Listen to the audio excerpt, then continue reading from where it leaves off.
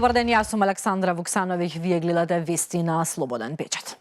Поранешниот председател Бранко Црвенковски уловен во интересно друштво на маса во Охридски ресторан. Порталот Инфомакс објави фотографија од Охридски ресторан, на која се гледа како поранешниот председател на државата, премиер и лидер на Социјалдемократскиот сојуз на Македонија Бранко Црвенковски во друштво на двајца актуелни функционери на ВМРО ДПМНЕ. На фотографијата, за која се тврди дека е направена попладнето, на маса со Црвенковски познат под прекорот Папата, на само 5 дена до локалните избори, е актуелниот градоначалник од владеачката партија и кандидат за нов мандат во Охрид Кирил Пецаков, како и пратеникот од ВМРО ДПМНЕ од градот Сашо Донев. Црвенковски долго време не е активен на политичката сцена и тој ретко се појавува во јавноста. Последен пат беше актуелен пред изборите лани, кога неговото име се поврзуваше со формирањето на движењето Знам за наша Македонија и Максим Димитриевски. Вчера не напушти Панчо. По 7 месеци борба, почина и вториот пеач на популарното музичко дуо Владимир Блажев Панчо, кој се лекуваше во приватна болница. Тој е 63-та директна жртва на пожарот што ја пеплоса импровизираната дискотека за само неколку минути. Тешко е да се најдат зборови кои можат да ја опишат болката и празнината што ја остава неговото прерано заминување. Панчо беше уметник со големо срце, човек кој преку својата музика ги обединуваше генерациите и создаваше песни што ќе живеат за секогаш. Повеќе од 20 години, заедно со својот музички брат Андреј, како ДНК, оставија неизбришлив белег на македонската сцена. Нивните песни не беа само хитови, тие беа приказни, емоции и дел од животите на многумина. Со своите стихови и искрен настап, Панчо допираше до душата на публиката и ја освојуваше со секој збор. По смртта на Панчо, јавното обвинителство најави дека ќе издаде наредба за обдукција на неговото тело. Оттаму повторуваат дека постапката за него била прекината поради здравствената состојба. Сочувство до семејството.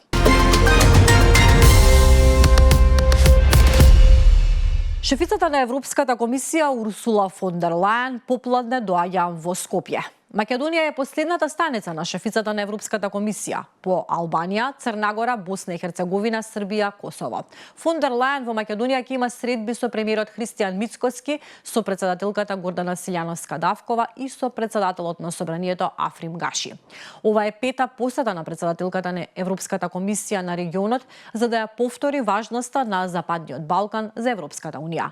Наша стратешка цел останува членството во европското семејство, но како што вели премиерот Мицкоски, со зачувано достоинство. По поддршката од Брисел, Македонија отвора Национален центар за вештачка интелигенција Везелка. Фондот за здравствено осигурување во соопштение објаснува дека факсимилот на докторот Игор Кузмановски, што му го доделиле, е активен во рамки на договор за обезбедување и плаќање здравствени услуги во социјалистичко консултативна и болничка здравствена заштита, склучен помеѓу ФЗОРСМ и јавната здравствена установа Универзитетска клиника за неврологија Скопје.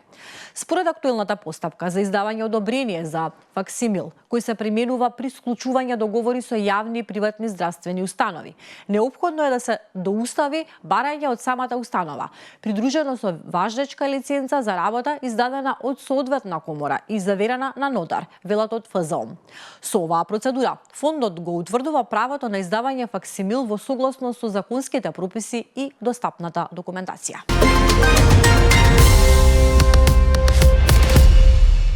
Цената на златото соборува рекорди, а тие што имаат вишок пари гледаат одлична можност за инвестирање во инвестициско злато. Треската што го зафати целиот свет ја зафати и Македонија. Наши сограѓани се запишуваат на список за да купат инвестициско злато. Маријан Рангелов од Инвестметал во изјава на Слободен печат порачува дека таквото панично купување не е добро ниту за купувачите, ниту за продавачите.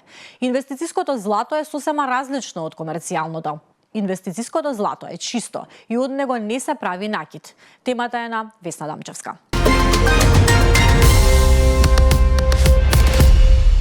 Старата Скопска чаршија е едно од најзначајните културни наследства во државата. Со закон од 2008 година е прогласена за културно наследство од особено значење, со строги правила. Не смее да се руши, не смее да се менува урбаната структура, не смеат да се градат гломазни објекти во нејзина близина.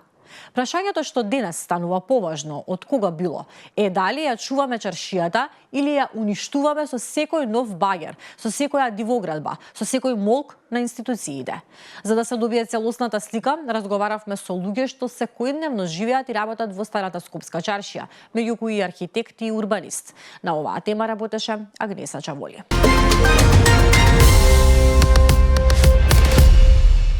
Израел одлучи да го отвори граничниот премин Рафах помеѓу појасот Газа и Египет, дозволувајќи хуманитарна помош во енклавата откако Хамас ги врати телата на 4 починати заложници. Според израелската телевизија Кан, Израел ги откажал планираните мерки против Хамас, кои вклучуваа преполовување на бројот на камиони со помош на кои им е дозволено да влезат во палестинската енклава. Хамас пред 2 дена ги предаде последните преостанати заложници на Меѓународниот комитет на Црвениот крст по 738 дена во заробеништво.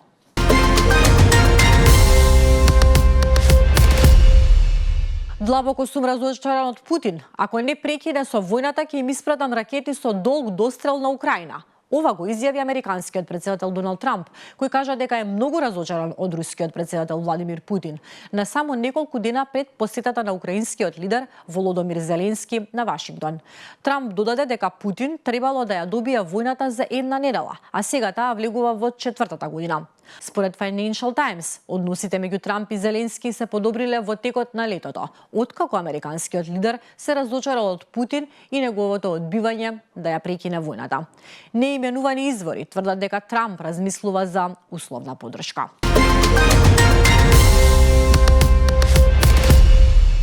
Нафтата не била поевтина од мај. Цените на нафтата денеска паднаа за 2%. Брентот на $62 за барел, а американската сурова нафта на околу $58,3 за барел, што е најниско ниво во последните 5 месеци. Најмногу влијание имаше информацијата дека Меѓународната енергетска агенција ја зголемила прогнозата за растот на понудата. Во меѓувреме, обновените трговски тензии меѓу САД и Кина и расположението на пазарите го зголемија притисокот за продажба. Ова е последната информација во вестите на Слободен печат за денеска. Повеќе вести побарајте на slobodnpečat.mk.